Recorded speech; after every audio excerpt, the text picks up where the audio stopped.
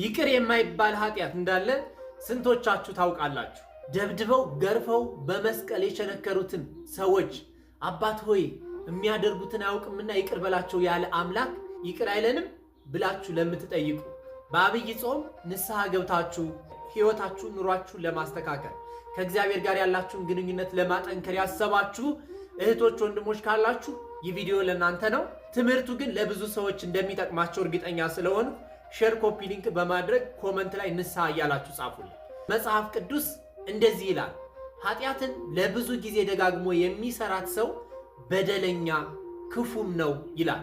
ኃጢአት ጊዜያዊ ሲሆን በደል ግን የዘገየ ነው። ኃጢአተኛ ጊዜያዊ አጥፊ ወይም ለጊዜው የሚያጠፋ ሲሆን በደለኛ ግን ያዋቂ አጥፊ ነው፣ ደፋር ነው። በደሉንም ኃጢአቱንም ለመናገር የማይቸኩል ለንስሐ የማይመለስ ልቦና ያለው ያዋቂ አጥፊ በደለኛ ነው ይለዋል። ማለት መንፈስ ቅዱስን የሰደበም ኃጢአቱ አይሰረይለትም ይላል መጽሐፍ ቅዱስ። ይህ እንዴት ነው? መንፈስ ቅዱስን መሳደብ ማለት ምን ማለት ነው?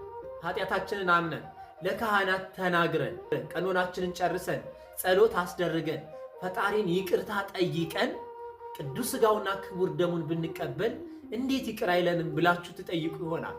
የዚህንና የሌሎችን ጥያቄዎች መልሳቸውን ዘርዘር አድርጌ በስፋት ዩቲዩብ ላይ አስቀምጬላችኋለሁ። ቪዲዮውን ገብታችሁ ተመልከቱ።